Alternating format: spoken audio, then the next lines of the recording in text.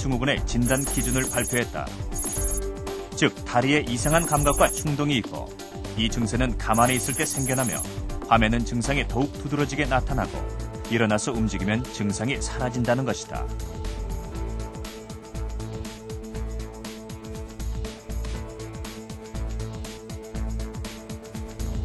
진단 기준이 확립됐음에도 불구하고 하지불안 증후군은 여전히 생소한 병이다. 대부분의 환자들이 영문을 모른 채 밤새 나타났다 사라졌다 하는 통증과 홀로 싸우고 어떤 환자는 심하게 긁어 염증을 일으키는 등 2차 질환에 시달리기도 한다. 상태가 심해서 낮에도 발병하는 경우 환자의 삶의 질은 심각하게 저해된다. 통상적으로는 밤에 많이 나타나는데요. 낮 시간 동안에도 가만히 쉬고 있을 때 증상이 생길 수 있죠. 그래서 어떤 분들은 낮에 영화 같은 걸 보기 상당히 힘들어합니다. 영화 볼 때 이렇게 앉아 있으면은 자리에 이상한 느낌 때문에 보기 힘들어하거든요. 그래서 통상적으로 밤에 나타나지만 증상이 심해질 경우에는 낮에도 나타날 수 있게 되는 거고요. 하지불안 증후군의 또 다른 특징은 통증이 다리에서 일어난다는 것이다. 대부분의 환자들이 처음에는 다리나 발목과 무릎 사이의 종아리에서 이상 감각을 느끼는데 간혹 허벅지나 팔, 어깨로 통증이 확대되는 경우도 있지만 대부분은 다리의 통증만을 호소한다. 그렇다면 하지불안 증후군을 일으키는 원인은 무엇일까? 뇌 안에서 도파민의 그 기능을 MRI나 이런 것들과 비슷한 뇌 신경 영상을 와서 확인한다든가 아니면은 뇌 안에 있는 뇌척수액이란 물을 뽑아서 거기에 도파민의 그 활성도 같은 것을 측정해서 도파민 기능에 이상이 있다는 것을 확인을 했고요. 도파민은 주로 감각, 운동 기능을 담당하는 뇌 안의 신경 전달 물질인데 하지불안 증후군 환자들이 대부분 이 도파민의 기능이 떨어진다는 것이다. 도파민 기능이 현저하게 떨어져서 생기는 대표적인 병이 바로 파킨슨씨병. 때문에 하지불안 증후군 치료에는 파킨슨씨병에 처방하는 도파민 효능제가 쓰인다. 중요한 게 이제 도파민 계통의 단속적인 이상만 오는 경우도 있지만 흔히 2차적인 원인에서 생기는 하지불안 증후군인데 그 대표적인 원인은 철분 부족입니다. 철분 부족이 생기면 왜 도파민 계통에 이상이 생기냐면 도파민이 뇌 안에서 생성될 때 생성되는 과정에서 철이 있어야지만 도파민이 원활하게 생성이 되는데 그 철 자체가 부족하게 되면은 도파민 생성이 어려워져서 그 문제가 되는 것이 예를 들어 건물을 짓는데 철광제가 없어서 건물을 짓기 어려워진다는 그런 식으로 이해하시면 쉬울 것 같습니다. 기원전 4세기에 이미 유럽에서부터 아시아, 아프리카에 걸쳐 대제국을 세웠던 알렉산더 대왕. 기록에 의하면 그는 가끔 몸을 부들부들 떨면서 쓰러져 알 수 없는 말을 내뱉었다고 합니다. 간지를 앓았던 거죠.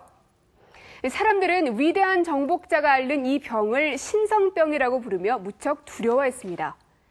19세기에 그 원인을 밝혀내고 치료법을 찾아내기 전까지 이 병은 공포 그 자체였다고 합니다. 하지불안 증후군 환자들, 이분들이 괴로운 것은 그동안 이것이 병인지 아닌지조차 확신할 수 없었기 때문입니다.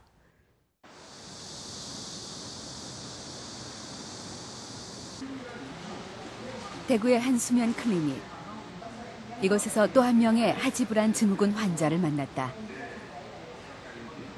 오래 앉아있으면 안 되고 이게 한 번씩 움직이주면 관계없고 오래 있으면 또 경련이 나가지고 자동으로 이렇게 다리가 떨려요. 7, 8년 전부터는 거의 잠을 포기를 했죠, 저녁으로는. 조태령 씨는 통증이 심해서 일찍부터 병원을 찾아다닌 경우다. 디스크와 관절염 검사에서부터 한의원까지 안 가본 데가 없다고 한다. 잠을 도저히 못 자겠습니다. 제 의지 없이 다리의 떨림 현상 때문에 그렇게 굉장히 힘이 들기 때문에 잠을 못 자겠고 이렇게 하는 데가 너무 힘이 듭니다. 오래돼가지고 있습니다. 얼마나 오래되셨습니까? 처음에는 조금 그럴 때는 한 15년 정도 되었고요. 예. 근래 한 7, 8년 전부터는 굉장히 강합니다. 이거 떨림이 강해가지고 한 20초 간격으로 한두 시간 지속이 되다가 또 제가 일나가지고 몸을 좀 움직여주고 허리 운동 좀 하고 또 먼저 다리 운동 좀 하고 스트레칭 좀 하고 나면은 또 뭐 한두 시간 좀 조용해지다가 또 그런 증상이 계속 나타나거든요. 그런 느낌이 하루 중에 언제 주로 생깁니까? 저녁으로 그렇습니다. 꼭 잘 때. 잘 때 예. 많이 생긴다. 예, 낮으로 내가 활동을 많이 하니까 예. 뛰어다니고 운동을 하니까 낮으로 이런 증상이 없는데 저녁만 되면 저는 많이 좀 불안합니다. 그런 증상이 올까봐. 예예. 예. 충농이 거긴 이제 문진 결과 조태룡 씨의 증상은 하지불안 증후군의 4대 기준에 모두 맞아떨어졌다. 예. 그럼 낮에 7, 8년 전부터는 낮에도 증상이 나타나기 시작했다. 차를 타기 힘들다든지 뭐 이런 게 있었습니까? 장거리 운전할 때도 분명히 좀 무리가 많이 오고요. 예. 항상 뒤에 내가 허리에다 뭘 이제 이래 좀 더 대어줘야 되고. 예.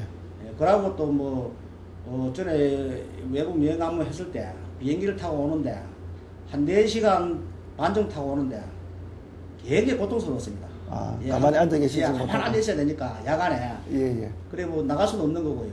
그때 굉장히 힘들었죠 그때는. 이렇게 돼요. 조태룡 씨는 하지불안 증후군이 상당히 진행된 경우다. 그러나 이전에 다닌 병원들에서는 이유를 알아내지 못했다. 주변 사람들은 엄살이 아닌지 의심하기도 했다. 하지불안 증후군은 그 자체로 죽음에 이르게 하는 병은 아니다. 그러나 병이 만성화되면서 환자들의 삶은 보이지 않게 파괴된다. 하지불안 증후군의 조기 진단과 치료가 필요한 이유다.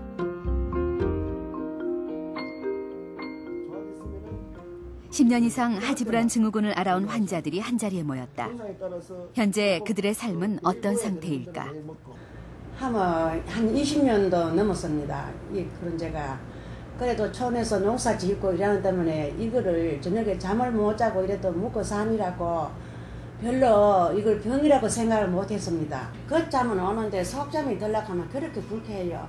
이래 누웠다가 저래 누웠다가 다리를 이불 위에도 올리고 또 안 돼가지고 나와가지고 한겨울에는 얼음에 물이 가가지고 식기도 하고 또 그래가 한참 한 10분쯤 있으면 거기 또 가라앉으면은 또 그런 증상가 와가지고 또 다리를 끊을까 묶고 또 저쪽에 끊을까 묶으면 또 한참 있다가 또 그래가지고 부항 그 침을 가지고 꾹꾹 찔러가지고 부항 그거 피를 좀 뽑으면 한 30분쯤 났었어요. 났고 그래가 또 한참 있으면은 또 안 돼가 결국은 밭을 가리고 이래가 있는데 막 내 사는데 포기까지 할 그런 정도라 해. 내가 이래가 살아가 마겠노. 잠 한숨도 이거 제대로 못 자는데 이래가지고 마겠노 싶어가 울기도 많이 울고. 저 같은 경우는 정말 가까운 친구도 잘 몰라요.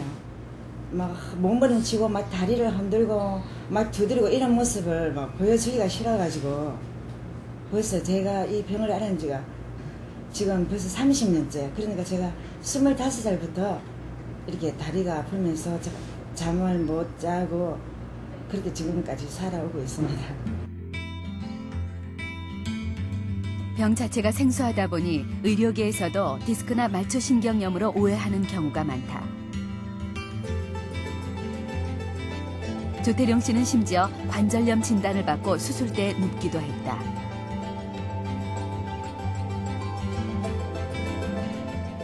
허리에서 왔고 허리 때문에 또 무릎이 아프고 하니까 그러면 이제 엑스레이 찍고 하니까 관절에 연골이 좀 무리가 있다. 그러면 관절경 수술을 하자. 그래서 막 그럼 나서쓰면 하겠다.